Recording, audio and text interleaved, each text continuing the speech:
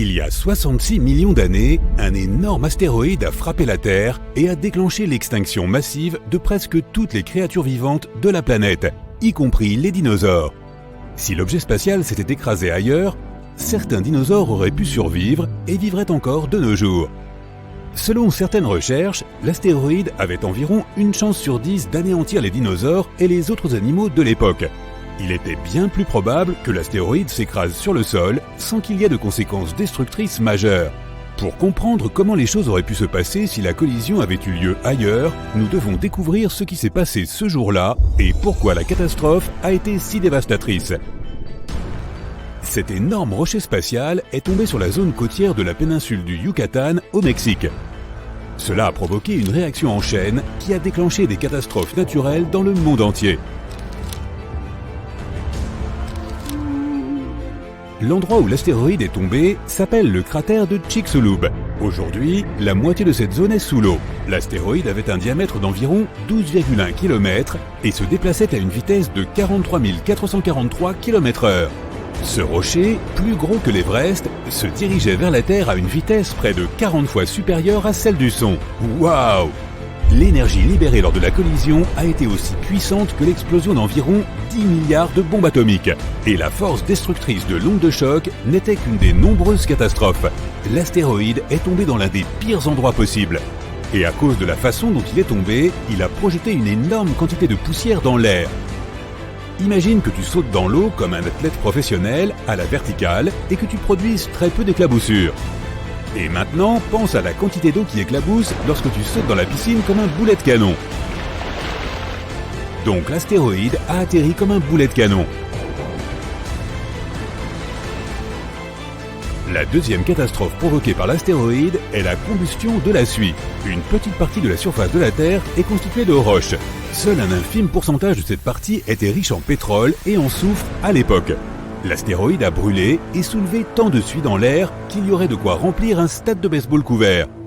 Selon les recherches, il y a 65 millions d'années, seuls 13% de la surface de toute la planète aurait pu contenir la quantité de matière organique nécessaire pour supporter la formation d'un tel volume de suie. C'est pourquoi cet endroit est considéré comme le pire. Si la catastrophe s'était produite sur les 87% restants, les dinosaures seraient encore en vie aujourd'hui. Un énorme nuage de suie et de dioxyde de carbone s'est élevé dans l'air et a recouvert le Soleil. La suie a rendu le ciel gris et a partiellement bloqué la lumière du Soleil. Cela a entraîné une chute rapide des températures sur presque toute la planète. On aurait dit que la Terre était plongée dans un voile gris. De nombreuses plantes et animaux n'ont pas pu survivre à la vague de froid. Les arbres ont commencé à se dessécher à cause du manque de soleil. Le processus de photosynthèse a été perturbé. Le froid et le dépérissement des arbres ont entraîné une autre catastrophe, la famine mondiale. Les herbivores ont été incapables de survivre car ils avaient perdu presque toute leur nourriture. Les plantes, les fleurs et les arbres n'ont pas réussi à survivre à la catastrophe. Ces destructions se sont propagées bien au-delà du site d'impact de l'astéroïde. Des particules de poussière chaude, des morceaux d'astéroïdes et de petits morceaux de roches se sont déposés au sol sur tout le continent et ont provoqué des feux de forêt à grande échelle. Les arbres en feu ont projeté encore plus de suie dans l'air, ce qui a encore aggravé la situation. L'énorme astéroïde a apporté de l'espace des métaux lourds avec des niveaux de toxicité très élevés. La fonte de ces substances lors de la collision a provoqué des tempêtes de feu. L'astéroïde n'a pas seulement touché des terres continentales, mais aussi les eaux, ce qui a déclenché un énorme tsunami. Mais ce n'est pas le pire. Le fond de la mer était rempli de sulfate, et lorsque l'énergie de l'astéroïde l'a brûlé, cela a provoqué la libération d'acide sulfurique dans l'atmosphère. Le nuage d'acide s'est mélangé à un nuage de suie et a commencé à se répandre dans le ciel. Des particules de roches brûlantes sont tombées sur le sol comme une pluie de feu. Une pluie acide a commencé à cause du soufre. Elle a duré plusieurs jours et n'a laissé aucune chance aux animaux de survivre. Les pluies acides ont empoisonné l'eau des rivières, des lacs et des mers. L'acide a détruit tout ce qui ne pouvait pas brûler. Une partie des nuages est allée détruire la Terre et l'autre partie, l'océan. La situation s'est encore aggravée quand les gouttelettes de soufre ont anéanti une grande quantité d'algues et de phytoplancton. L'océan génère près de la moitié des réserves d'oxygène de notre planète. À cette époque, les créatures marines qui vivaient dans ses parties supérieures ont été détruites. Ce n'est pas l'onde de choc, mais le manque de soleil, l'acide, l'obscurité et le froid qui sont en fait les principales raisons de l'extinction des dinosaures. Mais même lorsque certains lézards ont échappé au feu et au soufre, ils ont alors rencontré les déchaînements marins. L'impact de l'astéroïde a provoqué des tsunamis à grande échelle sur toute la planète. La toute première vague avait une hauteur d'environ 1,6 km. C'est presque 3 fois plus que l'Empire State Building. Des milliards de litres d'eau se sont déplacés à une vitesse de 145 km/h. Une vague aussi puissante pourrait facilement détruire la moitié de New York aujourd'hui. La météorite a créé une série de vagues de 15,8 mètres de haut. De gigantesques murs d'eau de la taille d'immeubles de 5 étages se sont fracassés sur la côte et ont tout démoli sur leur passage. Le manque de lumière du soleil, la baisse de température, les pluies acides et incendiaires, la réduction de la production d'oxygène, les feux de forêt, les tsunamis géants et la vague explosive de la puissance d'1 milliard de bombes atomiques, tout cela a réduit la diversité biologique de la Terre de 75%.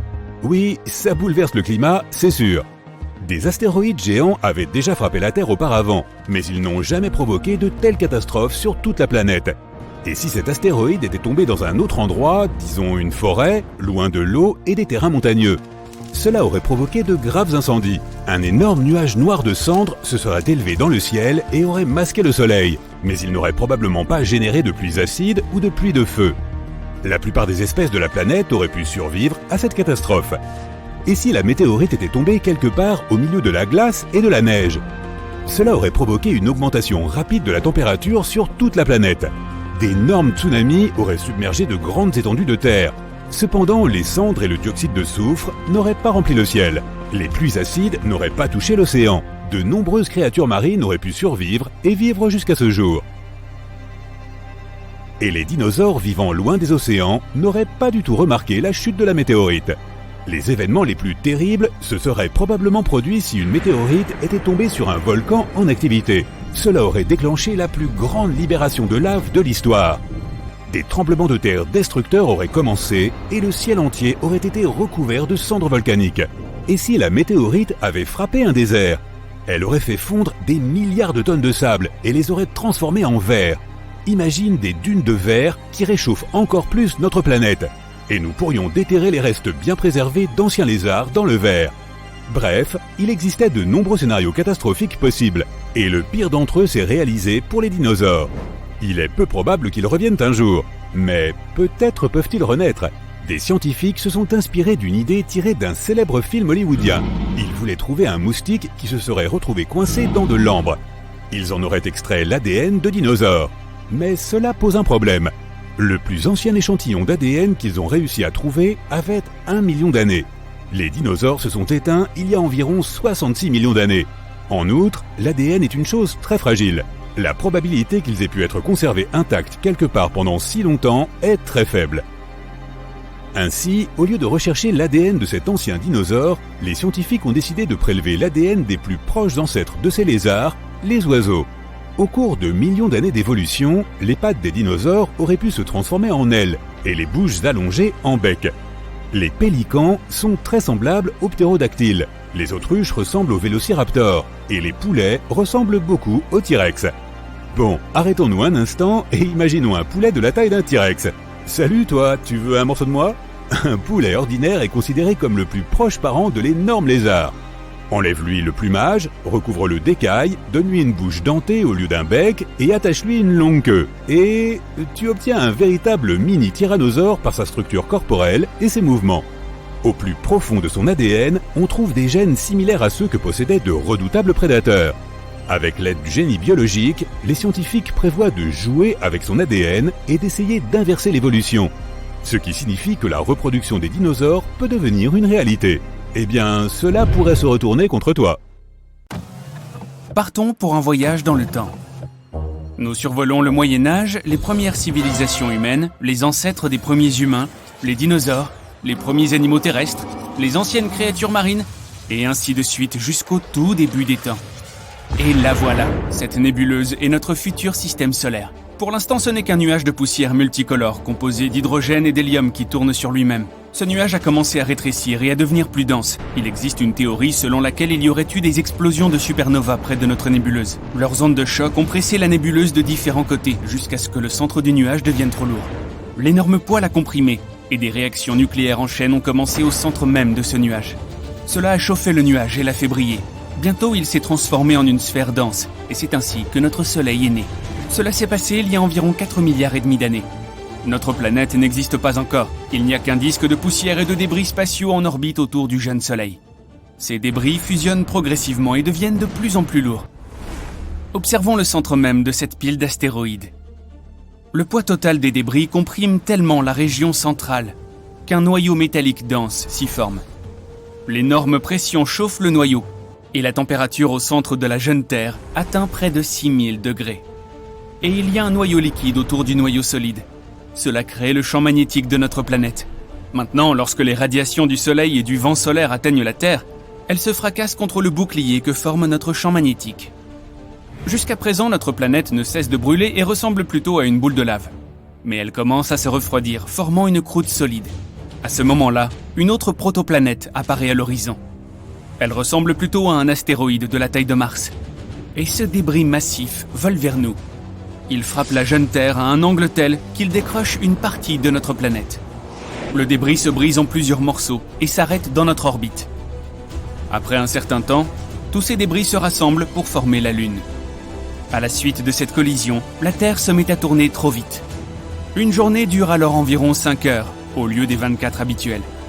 Mais la Lune est suffisamment lourde pour ralentir la rotation de notre planète grâce à la gravité. La Terre ne ressemble pas encore à un endroit hospitalier. Les forces gravitationnelles de la Lune pénètrent profondément dans la Terre et provoquent davantage d'activité volcanique. De plus, des météorites tombent constamment, provoquant de fréquentes explosions à sa surface. Le gaz qui sort des volcans forme notre atmosphère. La glace qui a été apportée sur notre planète par les météorites s'évapore. La vapeur s'élève et se transforme en pluie. Cette eau de pluie tombe à la surface, refroidissant la lave chaude et formant les premiers lacs et rivières. Pendant encore plusieurs centaines de millions d'années, la Terre ressemble à la surface de Vénus, c'est-à-dire un endroit sans vie avec un tas de volcans, des pluies acides et pas d'oxygène à respirer. Le Soleil n'était pas aussi brillant qu'aujourd'hui. De plus, ses rayons pouvaient à peine traverser les tonnes de poussière volcanique présentes dans l'atmosphère. Mais il y a environ 3,7 milliards d'années, la première vie apparaît ici sous la forme d'organismes unicellulaires qui n'avaient pas besoin d'oxygène. Ils sont apparus dans les parties chaudes et peu profondes de l'océan près du rivage. Ces bactéries ont régné sur la Terre pendant près de 2 milliards d'années, tout au long de l'éon archéen. Elles ont laissé des stromatolites. Ce sont des piliers de terre au fond des eaux chaudes peu profondes. Ils sont le produit d'organismes simples et de bactéries. Ces bactéries ont évolué, jusqu'à ce qu'elles apprennent la photosynthèse. Les bactéries ont commencé à produire de l'oxygène en absorbant l'énergie de la lumière du soleil. Au début, cet oxygène était utilisé pour oxyder les roches. Mais ensuite, l'excès d'oxygène a commencé à remplir l'atmosphère. De plus, à cette époque, les premières algues sont apparues, qui produisaient également de l'oxygène. Cet événement est appelé l'événement de grande oxydation. Et il a provoqué la disparition de presque tous les organismes vivants de la surface de la Terre. Pour les organismes simples, l'oxygène était toxique. Et les restes de bactéries et de micro-organismes ont coulé au fond de l'océan. Plusieurs millions d'années plus tard, ces restes seront recyclés. Et sous l'énorme pression de l'eau et de la croûte terrestre, ils se transformeront en pétrole. L'éon archéen s'est terminé par cette catastrophe il y a environ 2,5 milliards d'années. Au même moment, des continents se formaient sur Terre, qui allaient plus tard dériver dans les océans du monde, comme des puzzles, et former un supercontinent. Mais pour l'instant, le méthane et le dioxyde de carbone constituent toujours la majeure partie de l'atmosphère. Ils provoquent un effet de serre et l'augmentation des températures sur Terre. Mais l'apparition de l'oxygène stoppe l'effet de serre. Et la température sur notre planète baisse. Une période glaciaire, appelée glaciation huronienne, qui a duré de 2,4 à 2,1 milliards d'années, commence. Les scientifiques supposent que notre planète était presque entièrement recouverte de glace à cette époque, même à l'équateur. C'est un changement colossal quand on sait qu'il y a 2 milliards d'années, notre planète ressemblait à une boule de lave. Pendant la glaciation huronienne, la Terre ressemble plus à Europe, le satellite naturel de Jupiter. Là aussi, il y a une épaisse croûte de glace, sous laquelle se trouve un océan liquide chauffé par le noyau. L'évolution du Soleil a sauvé notre planète. Depuis sa naissance, il y a 4 milliards et demi d'années, il n'a cessé de grossir et de se réchauffer. Ainsi, après 300 millions d'années d'une période glaciaire, la Terre commence à se réchauffer à nouveau. Mais presque toute la vie qui s'y trouvait a été anéantie, et l'évolution doit recommencer à zéro. Il y a environ 1 milliard d'années, tous les continents de notre planète ont été rassemblés en un supercontinent hypothétique, Rodinia. Et tous les océans ont formé un immense océan, Mirovia. Il y a 750 millions d'années, ce continent s'est brisé, et d'énormes morceaux de terre ont commencé à dériver sur la planète. Des plantes complexes et des micro-organismes multicellulaires sont apparus juste à ce moment-là. Les algues, les éponges et les champignons n'étaient pas les seuls habitants de l'océan. Voici les Spriggina. Ce sont des sortes de vers de la taille d'un doigt humain. Nous avons trouvé des restes de ces animaux qui ont au moins 550 millions d'années. Il y a 541 millions d'années, l'éon phanérozoïque a commencé. L'événement principal de cette époque est l'explosion cambrienne. La vie a commencé à s'épanouir sur Terre, et une grande variété d'organismes vivants est apparue. Des mollusques et des échinodermes, comme les étoiles de mer et les oursins, sont apparus. Les organismes vivants ont évolué, possédant non seulement un squelette interne, mais aussi externe, comme les trilobites. Certaines de ces créatures pouvaient atteindre près d'1 mètre de long. Leur coquille protectrice suggère qu'il y avait des prédateurs dans les océans. Une chaîne alimentaire a commencé à se former à cette époque. Au même moment, les continents à la dérive ont fusionné à nouveau. Ce supercontinent a une forme différente et s'appelle Pannotia. Plus tard, ces continents ont à nouveau dérivé et ont commencé à se heurter les uns aux autres. Cela a conduit à la formation de chaînes de montagnes. Puis les continents se sont rencontrés pour la dernière fois et ont formé le supercontinent géant appelé Pangée, il y a environ 335 millions d'années. Ici, nous pouvons déjà voir les contours des continents modernes, à savoir l'Afrique, l'Amérique du Nord et du Sud, l'Australie et l'Eurasie. L'une des plus grandes créatures marines qui ait jamais existé, le Dunkleosteus, est apparue. Certains spécimens pouvaient être aussi longs qu'un bus scolaire et peser autant qu'un gros 4x4. La Terre avait un climat chaud et humide. Cela a encouragé les fougères et d'autres plantes à pousser plus vite. Certaines d'entre elles pouvaient atteindre la hauteur d'un immeuble de 3 étages. Et pour la première fois dans l'histoire de la Terre, certains animaux quittent l'océan et vont sur les terres, comme Elginer-Péton et Ichthyostega. Au début, ils ne vivent que sur la côte, car leur peau n'est pas adaptée à la lumière constante du soleil. De plus, ils ont des problèmes respiratoires.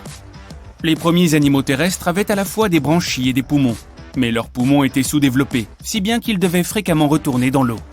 Des millions d'années plus tard, ces animaux ont évolué vers des amphibiens plus avancés.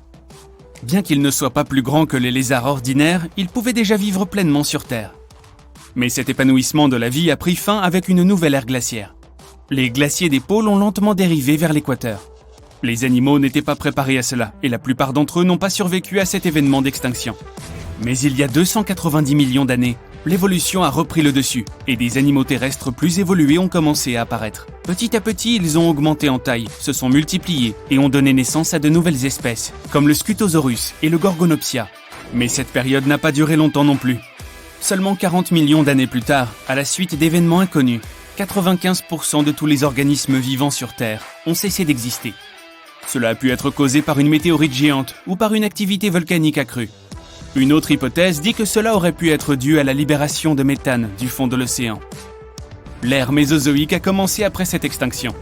C'est là que les dinosaures tels que nous les connaissons sont apparus et ont commencé à écrire une nouvelle page de l'histoire de la Terre.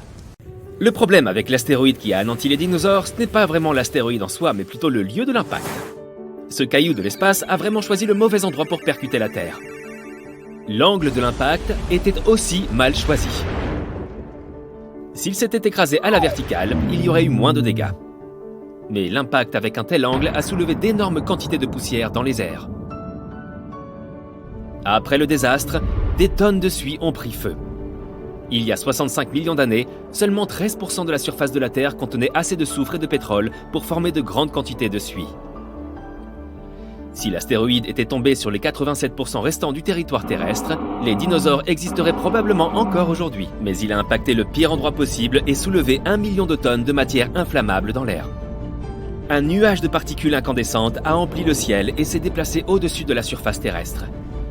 Puis ces particules se sont posées au sol et ont déclenché de très nombreux incendies. En brûlant, les arbres ont libéré encore plus de suie. Mais l'astéroïde n'a pas seulement impacté une surface rocheuse, il est tombé sur la côte dans un lieu où le fond marin était riche en sulfate. Un incendie s'est déclenché suite à l'impact, ce qui a libéré de l'acide sulfurique dans l'atmosphère. L'air est devenu toxique. Les dinosaures n'avaient aucune chance. Imaginons maintenant que l'astéroïde se soit écrasé à un autre endroit, au milieu de l'océan par exemple. Des vagues géantes auraient inondé une partie de la surface terrestre, mais la plupart des dinosaures auraient survécu. Encore mieux, l'astéroïde aurait pu s'écraser quelque part dans le désert en créant un cratère géant. Et c'est tout. Les quelques dinosaures qui passaient par là n'auraient bien évidemment pas survécu, mais la situation n'aurait pas été si catastrophique. Bon, mettons que les lézards géants soient toujours les animaux dominants sur notre planète. Ils empêchent les autres animaux de se développer, puisque les tyrannosaures et autres reptiles féroces chassent les mammouths et autres créatures. La population de mammifères décline. Les vélociraptors se battent contre les tigres à dents de sabre et les ours pour leur territoire. C'est une bataille pour la survie qui commence entre les dinosaures et les autres animaux. Puis arrive l'âge de glace. Certains reptiles ne survivent pas. De nouveaux acteurs entrent en scène. Les premiers ancêtres des humains. Difficile de cohabiter avec les dinosaures. Ils attaquent les campements et les grottes. Les ancêtres des humains doivent construire des murs pour se protéger. Au passage, le tyrannosaure n'est pas si dangereux que ça pour l'être humain, contrairement à ce que tu crois. De récentes recherches ont montré que beaucoup de proies réussiraient à fuir devant ce prédateur. Oui, dans les films, il rattrape des voitures sans aucun problème. Mais dans la réalité, il ne ferait pas si peur. Les paléontologues et les biologistes ont analysé les os du tyrannosaure et ont découvert qu'il ne pouvait pas courir bien vite. Le maximum de sa vitesse correspond à la moitié de celle d'un athlète. Des milliers d'années passent et les gens ont appris à vivre avec les dinosaures. Ils ont même réussi à apprivoiser certains gros lézards. Ils ont domestiqué les dinosaures herbivores pour développer l'agriculture. Les tricératops et les taureaux labourent les champs ensemble. Imagine des fermes pleines de diplodocus et de brachiosaures. Les gens grimpent sur leurs longs coups et cueillent les fruits des branches les plus hautes. Les stégosaures protègent les troupeaux des loups et des vélociraptors. Les dinosaures à carapace, comme les ankylosaures, aident les humains à traverser les déserts. Ils portent de lourdes charges, comme les chameaux et les ânes. Les humains partagent la planète avec ces grands lézards et vivent en harmonie. La situation est bien différente dans les océans et les mers. Les reptiles aquatiques attaquent les navires faits de bois et attrapent tout le poisson. Imagine que tu sois en train de naviguer vers un autre continent dans un navire plein de céréales, de tissus, de fourrures et d'autres biens. Tout à coup, un mosasaure géant apparaît à l'horizon. C'est l'un des dinosaures aquatiques les plus puissants. À côté, un requin blanc ressemble à une sardine. Cette créature pourrait facilement battre un mégalodon. Tu le croises donc en pleine mer. Il mord la coque du navire et le tire sous l'eau. Les dinosaures aquatiques sont le principal obstacle à la communication entre les continents. Par conséquent, le progrès est ralenti de quelques centaines d'années. Les humains commencent à construire des navires en métal et parviennent à créer des liaisons maritimes. Un problème similaire se présente avec les premiers avions. Imagine que tu sois à bord d'un Boeing. Tu regardes par le hublot et tu vois un ptérodactyle. Ah non, c'est impossible! Ces lézards ailés ne sont pas assez rapides. Mais ils peuvent rattraper les hélicoptères ou les vieux biplans. C'est une vraie menace pour les avions. Les gens décident donc d'installer des systèmes de protection sonore à bord. Les ptérodactyles entendent un ultrason de loin et s'enfuient. Les gens équipent les sous-marins et les navires avec ce même système à ultrasons. Les humains ont compris comment se défendre. Mais un autre problème se présente. Ces lézards sont les rois de la faune et ils pourchassent toutes les autres espèces animales. Les dinosaures traversent la savane africaine et des lézards à fourrure vivent dans les forêts en hiver. Les lions, les loups et les ours ne sont plus au sommet de la chaîne alimentaire. Les rhinocéros se battent contre les Parasaurolophus. Les stégosaures attaquent les hippopotames et envahissent leur territoire. Les jungles sont peuplées de dinosaures venimeux qui peuvent grimper aux arbres et chasser les singes. Imagine un singe reptilien qui saute d'un arbre à l'autre. Pour sauver les animaux normaux de l'extinction, les humains doivent tenir sous contrôle les populations de reptiles prédateurs. Ils créent alors des réserves et des parcs naturels partout dans le monde pour accueillir ces reptiles et les séparer des autres animaux. Les dinosaures sont désormais sous contrôle. Les grands reptiles ne représentent plus un danger et les humains commencent à élever des petits dinosaures inoffensifs. Certains veulent des caméléons chez eux, d'autres préfèrent les Microceratus. Des expositions de dinosaures sont organisées. Les gens promènent leurs dinosaures comme si c'était des chiens. Les gens font des selfies avec leurs reptiles. Ils vont faire du shopping et se rendent au café. Les dinosaures sont devenus la norme. Ils sont presque mignons. Les humains vont à cheval, à dos de chameau, mais aussi à dos de Pasaurolophus et de Pachycéphalosaures. Ils ont aussi essayé d'apprivoiser les vélociraptors, mais n'ont pas réussi. Ce sont des reptiles dangereux et ils ne sont pas capables d'obéir. Il est aussi difficile d'apprivoiser un vélociraptor qu'un alligator. Malgré tout, les chiens et les chats sont encore plus populaires car ils sont plus intelligents. Le cerveau d'un dinosaure fait presque la taille du cerveau d'une poule. Mais qui sait, s'ils avaient survécu jusqu'à aujourd'hui, ils auraient peut-être évolué et seraient devenus plus intelligents. Ça aurait été un vrai problème pour les humains. Certains chercheurs pensent que les dinosaures n'auraient quand même pas survécu, même sans météorite. Ils devaient supporter leur poids colossal. C'était beaucoup trop lourd pour leurs os et leurs articulations. Ils n'auraient pas survécu à l'âge de glace avec ces caractéristiques. Mais les plus petits lézards auraient peut-être survécu. Les dinosaures rapides et agiles comme les vélociraptors et les pachycéphalosaures auraient survécu. Mais sous quelle forme ? Est-ce que les dinosaures ont évolué en quelque chose que l'on connaît déjà ? Prenons de bonnes vieilles poules par exemple. De nombreux chercheurs pensent qu'elles descendent directement du formidable tyrannosaure. Cet oiseau a des gènes en commun avec le dinosaure. Ouais, difficile à croire.